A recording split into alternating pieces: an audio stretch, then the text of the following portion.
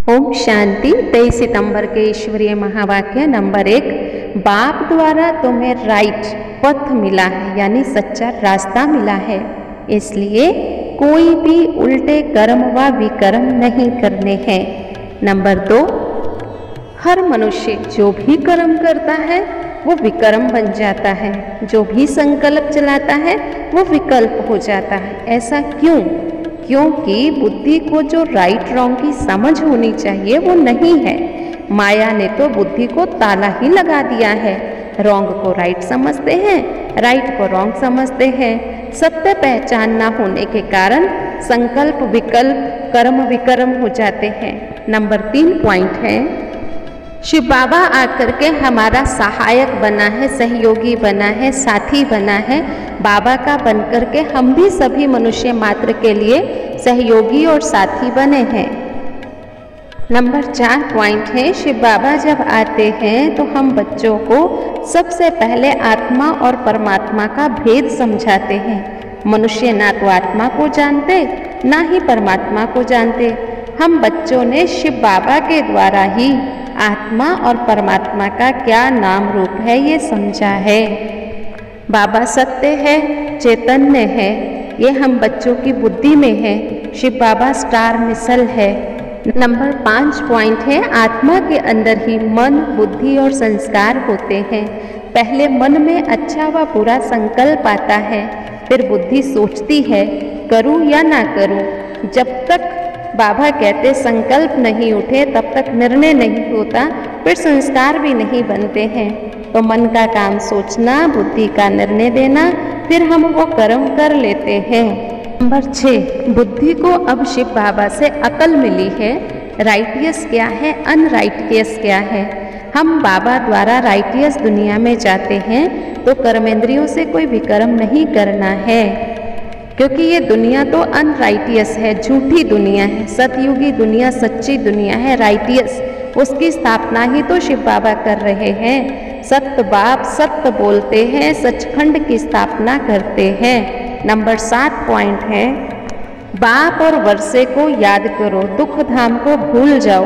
देखो मनुष्य भी जब नया मकान बनाते हैं तो बुद्धि योग पुराने से निकाल देते हैं, नए में लग जाता है। तो शिव बाबा कहते यहाँ सब कुछ पुराना है, मैं तुम्हारे लिए नया बनाता हूँ, तुम इसे भूल जाओ। नंबर 8, मैं जो हूँ जैसा हूँ तुम जानते हो, तुम्हारी बुद्धि का ताला खुला है, इसलिए मुझे याद करो। बाबा कहते बच्चे मैं नॉलेजफुल हूँ। दुनिया में भी कई नॉलेजफुल बनते हैं, कहते हैं ये ICS पढ़ा हुआ है, आत्मा ही पढ़ती इन ऑर्गन्स द्वारा। बहुत लोग धनवान होते हैं, बड़े होते हैं, इसका मतलब ये नहीं कि वो बहुत रोगी होते हैं। बड़े आदमियों की आयु भी बहुत बड़ी होती है, ऐसा कुछ नहीं है। बड़े आदमी जितना पाप करते हैं उतना गरीब नहीं करते हैं। इस दुनिया में तो पाप ही पाप है, ये पाप आत्माओं की दुनिया है। 9 पॉइंट है कि ब्राह्मण बच्चे तुम ही हो तो ब्रह्मा मुख वंशावली हो, प्रजापिता ब्रह्मा के बच्चे हो। ब्रह्मा बाबा ग्रेट ग्रेट ग्रैंडफादर कहा जाता है। ब्रह्मा को हमेशा बड़ा बूढ़ा ही दिखाते हैं। तुम्हें यहाँ सच सिखलाया जाता है, दुनिया में तो झूठ ही झूठ है। कोई मरता है तो कहेंगे ज्योति ज्योत समाया। अच्छा, अगर ज्योति ज्योत समाया फिर उसकी बरसी क्यों मनाते हो? ज्योति ज्योत समाया तो बड़ा अच्छा हुआ, ये बरसी मनाना फिर खिलाना पिलाना ये तो झूठ हुआ।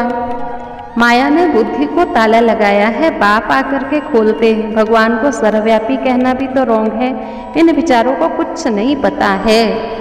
नंबर 10 पॉइंट है, बाबा जो ज्ञान रतन है वो हम बच्चों को देता है। ज्ञान सागर ज्ञान रतन देता है, तो एक एक रतन की वैल्यू लाखों रुपया है।